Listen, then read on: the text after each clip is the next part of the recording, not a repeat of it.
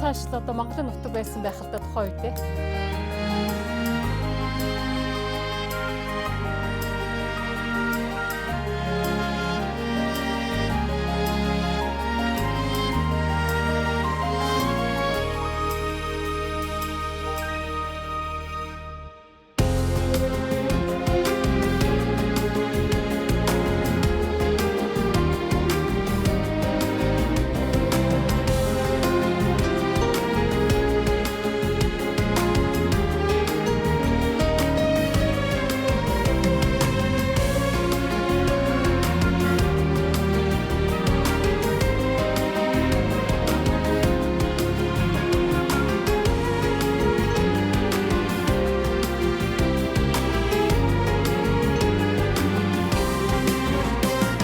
Монголоос аягүй гоё бороо авчирлаа гэдэг.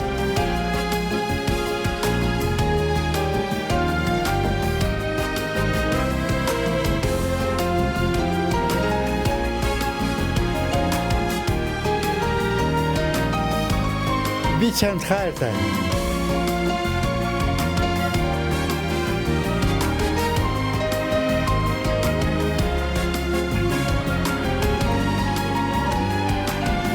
За та бүхэн натаа хамт байгаарай.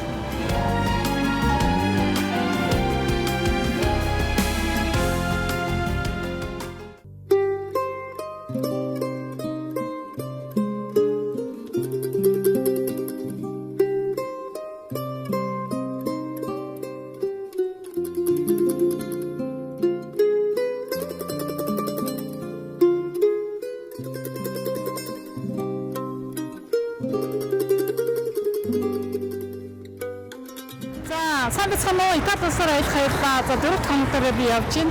За өнөөдөр Поситано хотоос 35 км орчим яваад энэ Амалфи эрэг хавийн Италийн одоо хамгийн том хот болох Салерно гэдэг хотод ирчээд байж байна. За энэ Салерно гэдэг хот нь одоо энэ дээрээс бол хотын бий бол маш үзэсгэлэнтэй харагддаг юм байна. За Салерно хотод бол одоогийн байдлаар 135 мянган хүн ажиллаж амьдарч байдаг юм байна. За ерөнхийдөө бол энэ одоо маш том одоо энэ Амалфи хавийн Бом хот гэж нэрлэж болохоор хот юм байна. За Итали улс бол нэртэй зураачид болон мэдлэг чадвартай эрдэмтэн мэрэгдийнхээ хүчээр за дэлхийн одоо хэв журам, хууль дүрм, за дэлхийн тогтолцоог өөрчилсөн гэж хэлэгддэг. За Итали улс бол дэлхийд өөрийн одон зууны түүхийн соёлын үед багтсан газруудаараа нэгдүгээрт ордог.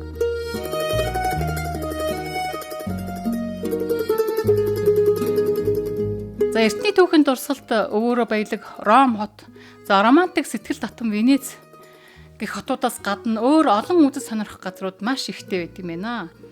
За үүнээс бид Италийн өмнө зүгт орших Амалфи эрэг хавийн дэлхийн соёлын үед багтсан Салерногийн ареаны хүн ам суурьсан 16 хотуудаас Поситано хотоор ороод, за Поситано хотоосоо гараад Амалфи хот, Салерно хот, Равелла хотуудад цаашид аялсан юм аа.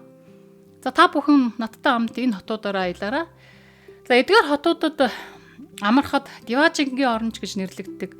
За энд хүмүүс бол 14-өөс 20 хоног зуны амралтаа өнгөрүүлдэг юм бэ. За энэ хавийн орчин нь бол эртний Грекийн одоо оршин тогтнож байсан нэгэн хэсэг гэж үздэг.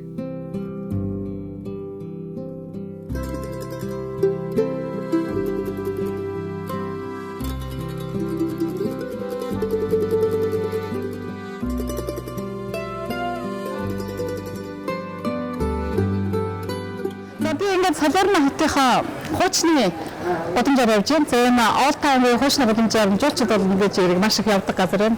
За энэ бол одоо олон зууны тэртээ бий болсон эртний байшин барилгуудаас гадна за олон тооны одоо түүх дурсгалын газрууд, за дээрэс нь олон тооны дэлгүүрүүд, за бүх хотуудад дэлхийн бүх хотуудад байдаг олон тооны дэлгүүрүүд, за бэлэг дурсгалын зүйл, за энэ хоттой холбоотой одоо хүмүүсийн одоо соёлтой холбоотой хувцс хунар, за тэр бүр нь хуучны гудамжинд дээр нь зөрчил зориулсан бүх зүйл нь хотод байна. За энэ гудамжинд байна. За тэгээд надтай хамт энэ гудамжаар яваад за би нөгөө одоо өөрийнхөө дуртай нөгөө Салерно хотынхаа ийм бэлэг дурсгалын тавгаа авах. За энэ гудамжууд нь бол хоорондоо бүгд адилхан. За ерөнхийдөө ингээд хаашаач харсан ижилхэн энэ дизайнтай байшин барилгууд байна. За тэгээд цаашаа аялцгаа.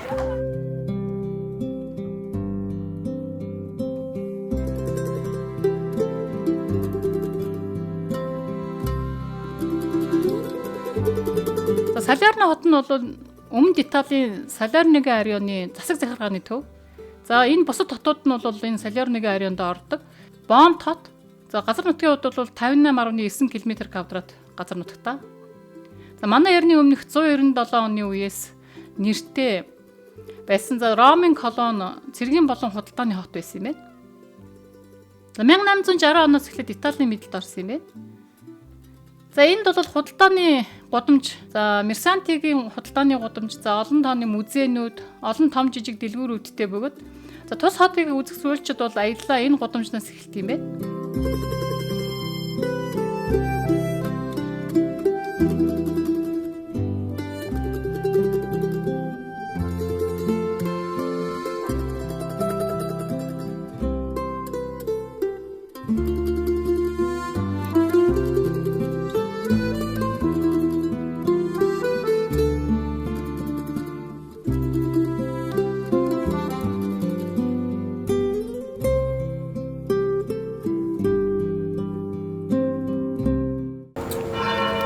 That's creepy.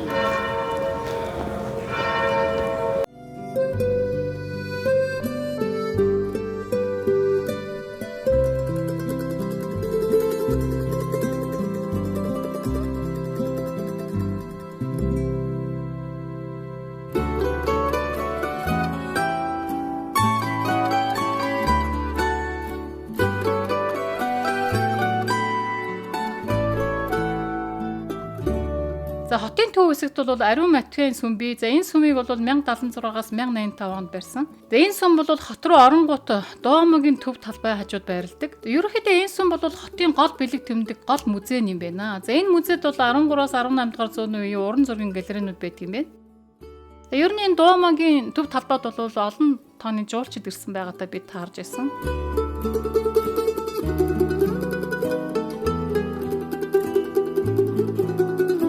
За та бүхэн натаанд байгаарай.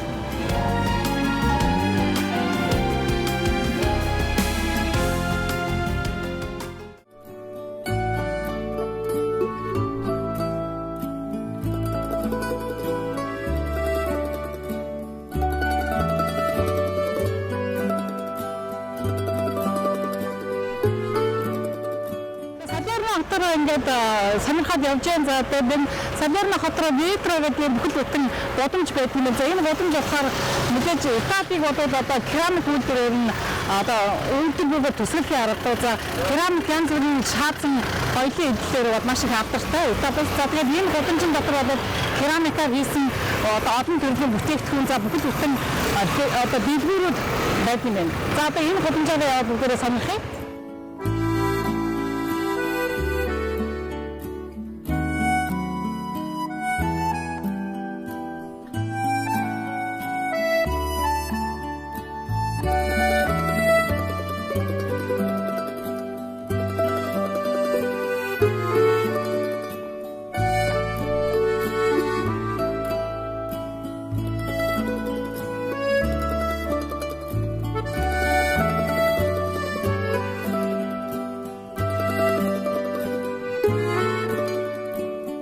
Энэ гүрний доогуур ингээд харагдаж байгаа энэ даашингууд бол энэ керамикийн үйлдвэрүүд нэт юм байна. За тэгээ энэ үйлдвэр эртээр эсгэлээд энэ үйлдвэрүүд дээр энэ цаанаага голд керамик эдлээ хийж одоо усын хэрэглэдэг байсан юм. За тэгэнгүүтээ одоо энд харагдаж байгаа тэр одоо энэ даашингууд нь шүү дээ. За тэнд болохоор зэрэг керамик үйлдвэрлэлээ зардаг, үйлдвэрсэн бүтээгдэхүүнээ зардаг дэлгүүрүүд нь байсан юм. За одоо болохоор энэний тусдаа ингээд гудамж гаргаад маш их гоё тогтчуулаад ийм бүүтгэхүүд бий болсон юм байна.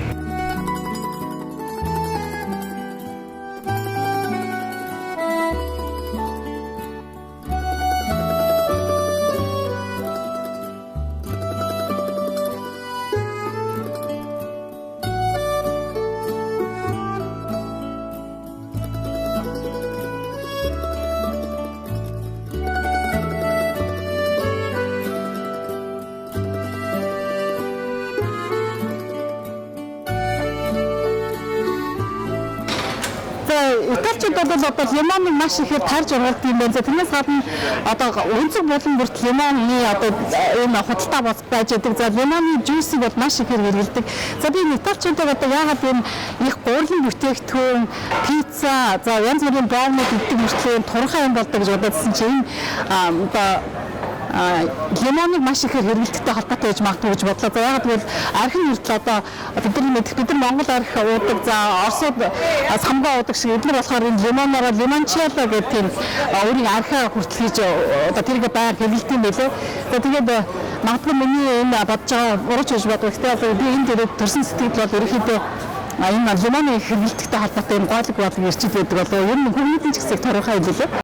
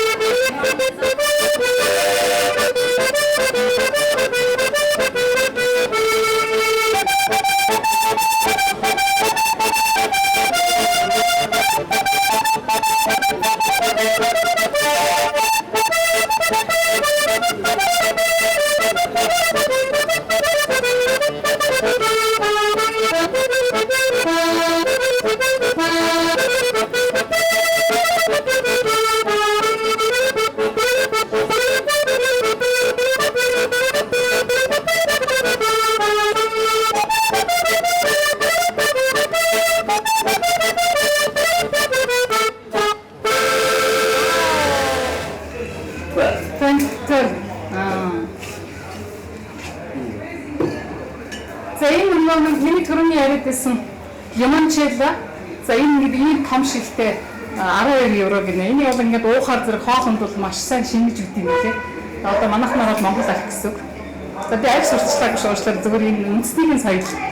За яг энэ Италийн өмнө зүгт Салерно хотод алдартай лимончелло гэд ундаа гэж хэлж болно. За ерөнхийдөө бол үндэсний өөрийнх нь байн гуудаг ликер юм байна. Лимончеллог бол маш үн эртний түүхтэй. За ялангуяа заавал энэ Италийн өмнөд хэсэгт тарж уруулсан одоо өндөр сортын лимоноор хийдэг юм байна. За ер нь Италид бол лимоныг их хэмжээгээр ургуулдаг. За Италид лимоныг бол энэ яг лимончелло хийхдээ зориулж ургуулсан лимоныг 2 сараас 10 сар хүртэл хурааж авдаг. Гэхдээ бүр машинаар зөвхөн гараараа хурааж авдаг.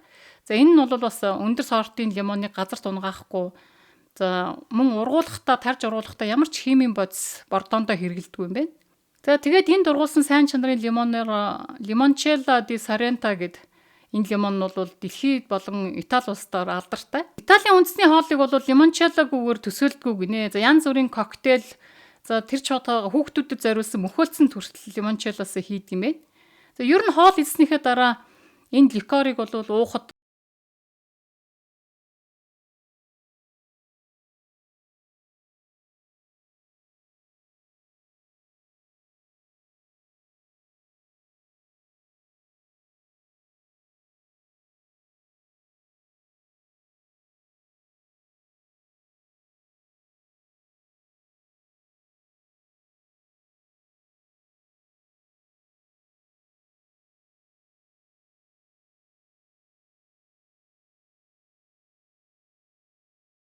эсгэгчээр эсгдэггүй, ямар ч бордоогүй, байгалийн сайхан дургуулсан жижиг улаан лойл, моцарелла бяцлагтай хийдэг болохоор маш их дуртай байдаг. За ер нь хоолны хувьд бол Италид бол аялж явахад маш гоё байсан шүү.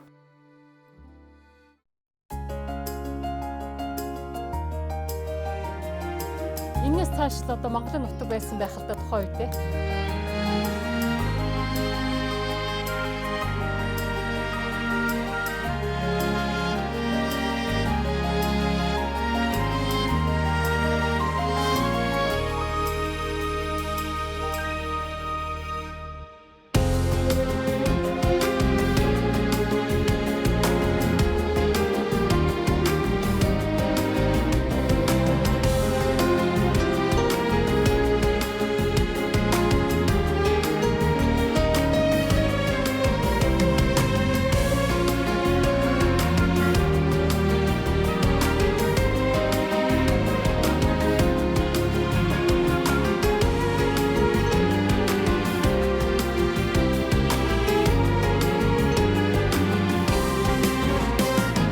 Монголоос аягүй гоё бороо авчихлаа гэдэг.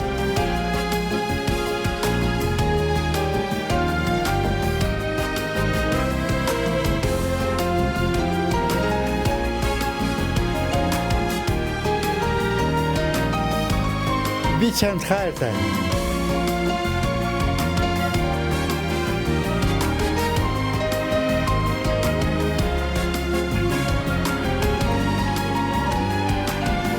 За та бүхэн натаа байгаарай.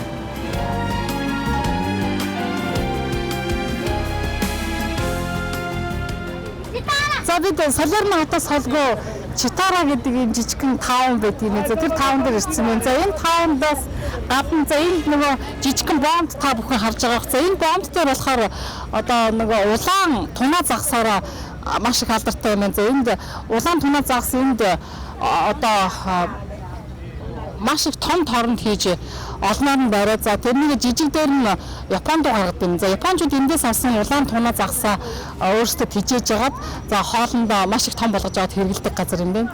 За тэгээд бид нар энэ улаан тунаа загсыг энийг яаж мэдэх вэ? Энд дээрээ харж магадгүй гэж бодсон чинь тэр бол угаасаа харах боломжгүй юм байна. Маш их гүнзгий газар тэр тунаа загсаа одоо барьж байлгаж жагаад тэгээд өглөө эртхэн ирж загасчт нь ирээд за энэ ч нэ тэр Японоос ирсэн хүмүүстэй тэр загсаа зарж борлуулдаг газар юм байна. За маш их сонирхолтой газар юм. За тэгээд энэ хайд бол одоо үнэхээр тийм үзэсгэлэнтэй гоё нийттэй. За энэ шиг ингээд өндөр уулна харагдаад. За энэ загас чинь жижиг тосхон гэхэд бол энэ байшингууд нь болохоор зэрэг за ердийн л энэ Европ стилийн байшингууд байл. За загасчдын тосхон гэхээр одоо жижиг байшингууд байх гэж бодсон чи тийм биш вэ тийм ээ. За нэг юм сонирхолтой газар ирээд байж наа.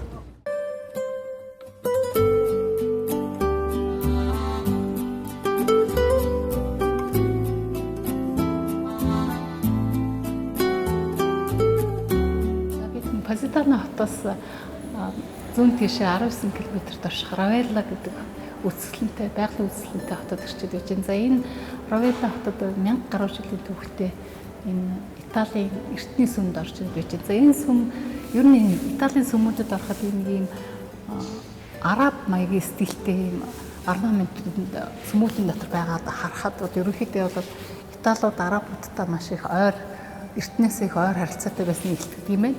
За тэрнээс гадна энэ доор байгаа бунхан дотор за энэ христийн шашинд номлогч нарын буш одоо бунхан гэж хэлдэг юм уу. Тэр нь энэ доор байдаг учраас энийг ингэж хүмүүст харуулахын тулд ингэж шилээр яасан. За ингээд энэ шилэн дээр нь гიშгэд бол тэр бүр тэр доор харагдаж байгаа.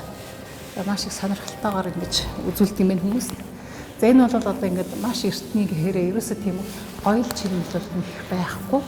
За ерөөхдөө энэ эртний одоо Ромын нийслэлийн за тэр хавьяас авчирсан чулуугаар сүүлд нь ингээд засч янзалсан энэ түүхтэй байт юм байна.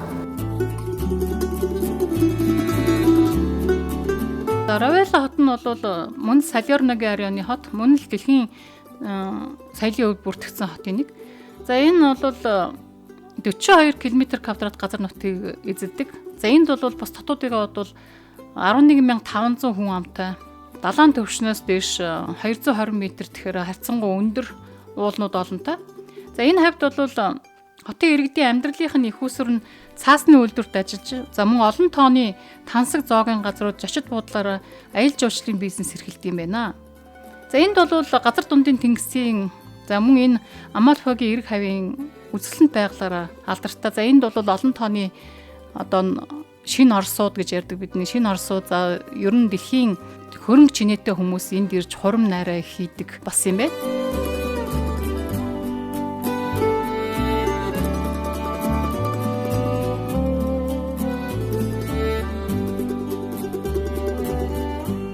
Равелла хотод нэлийн ийм өндөрлөг уулан дээр байдаг зочид буудалд орж ирээд байж гэн за зураг авъя гэж гуугаа. За тэгээд энэ одоо миний ард харж байгаа энэ үзэсгэлэнт вилла шууд тий. За тэр далаа за ийм зочид буудлаас дээрээс одоо энэ Равелла хот бол үнэхээр үзэсгэлэнтэй харагддаг юм байна. Нэгдүгээр за хоёрдугаарт энэ Равелла хотод бол алдарч жүжигчин Элизабет Тейлор. За Элизабет Тейлор бол одоо бидний мэдхээр Клеопатра канон тоглоод за тэр канон тоглосноор маш их нэр гарсан жүжигчин шүү дээ. Тэгээд Элизабет Тейлор бол энэ хотод бол байнга ирдэг байсан юм байна. За энэ хотод ер нь их амьдралынхаа ихэнх хэсгийг өнгөрүүлсэн юм байна. За тэгээд энэ жүжигчин яагаад энд өнгөрүүлж исэн гэхээр тэрүүгээр бол одоо италичууд маш их бахархдаг юм байна. За яагаад гэвэл энд өөрийнх нь одоо хайртай хүн энд амьдарч байсан юм. За тэгээд энэ хотод бол их залуу насаа өнгөрүүлсэн гэж ярьд юм байна. За тэгээд энэ бол үнэхээр үзэсгэлэнтэй. За бүр үгээр хэлэхийн аргагүй үнэхээр гоё хот байна. За тэгээд энэ өндөр сайхан уусууд, энэ виллажууд, за энэ далайн уур амьсгал. За дээрэс нь энд бол бас нэг юм хэлэхэд бол энэ газар дундын тэнгисийн яг энэ хавьяас одоо барьсан загас. За сая бид нар тэр хоолны газар орлоо. Зүгээр нэг гудамжны хоолны газар ороход энэ жижиг одоо бидний нэлзсэн шапрад гэдэг загас байдаг шүү дээ. Шапрад загсыг бол ингээд шууд эндээс нь аваад ингээд зүгээр ингээд жигнэд идэхэд бол үнэн гоё амттай байсан. За ерөөхдөө эндээс энэ далаагаас авсан загас нь бол одоо тэр номхон далаад ч юм уу тэр халуун газараас халуун устаа далаагаас авсан загснаас бол шал өөр байд юм байна. За ерөөхдөө энэ хавь энэ сайхан ууланд тарж ургуулсан ногоонуудад маш гоё амттай байдаг. Тэгээд та бүхэн хэрэг Италид ирвэл заавал энэ Rovella, Positano, за саяны Sorrento гэдэг бидний очисон хотуудаар заавал аялаараа үзэгчтэй. За үнэхээр өстой үгээр хэлэх аргагүй гоё байгальтай.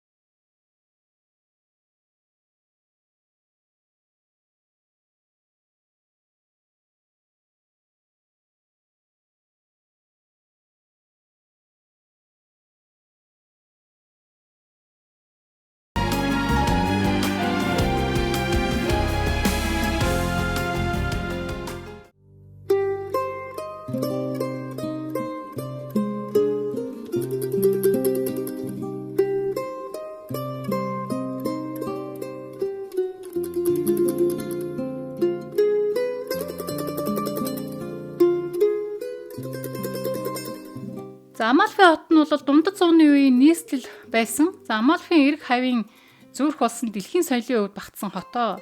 За энэ Амалфи хот бол 5.7 км газар нутагтай. За 4-р зуунд үүсэлтэй гэж үздэг. Хотын оршин суугчдын гол эрхэлдэг ажил нь бол загас барих, цаас үйлдвэрлэх.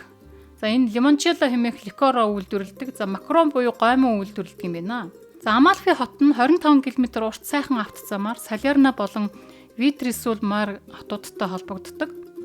За энэ хот нь өндөр их цатан дээр байшингууд нь хоорондоо чулуун шатаар холбогдоход байшингийн дээвэр нь цэцэрлэгийн үүрэг гүйцэтгэдэг юм байна.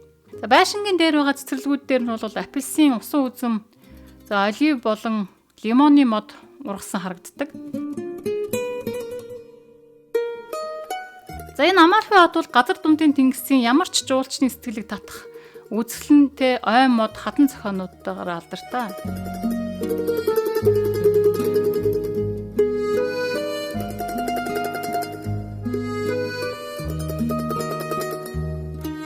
За Амалфи хотын гол бэлэг тэмдэг болсон ариун андрын сүм бид нар очисон. За энэ бол Византийн стилээр баригдсан. За тус хотыг ивэлдээ байлгаж байсан ариун андрын сүр хүчийг агуулдаг гэж үздэг. За энэ сүмийн сүртэй боронзон хаалгануудыг Константинопол хотод за энэ сүм зориулж хийлгэсэн юм байна.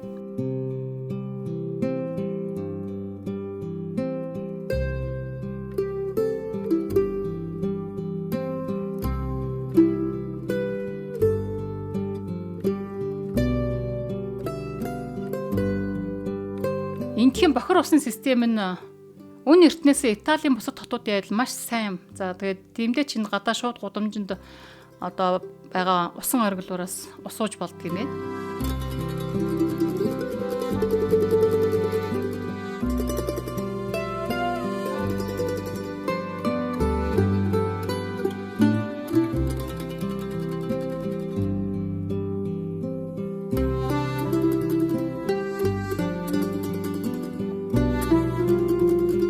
За Италийн өмнө зүгт орших Амалфи эрэг хавийн дэлхийн соёлын өвд багтсан за Салерногийн районы Поситано, Амалфи, Салерно, Равелло хотууд бол хүн ам цөөтөө. За дээрээс гадна аялал жуулчлал маш их хөгжсөн. За хоол унд бол маш амттай сайхан.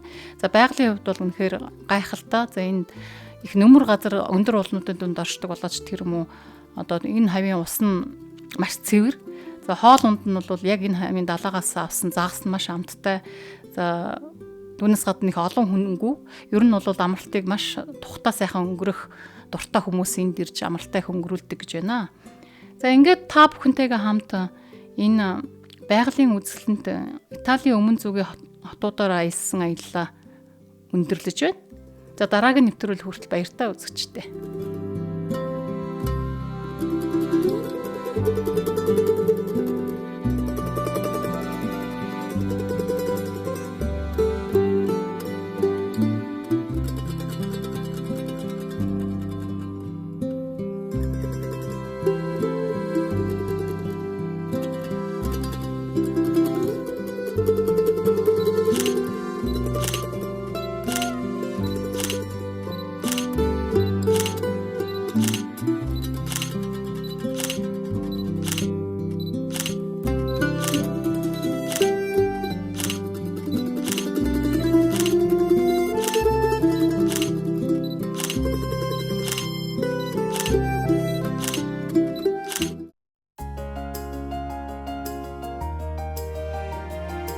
Энээс цааш л одоо Монголын нутаг байсан байх л да тухайн үед.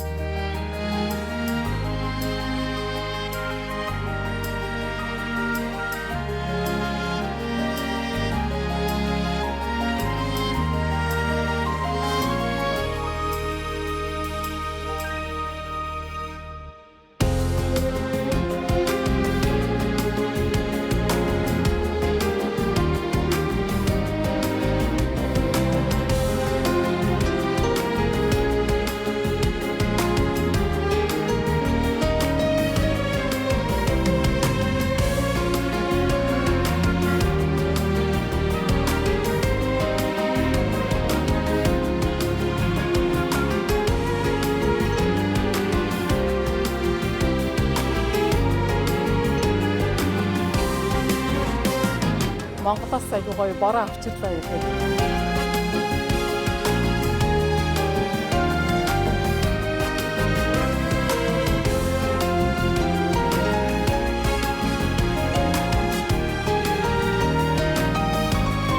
Би чамд хайртай.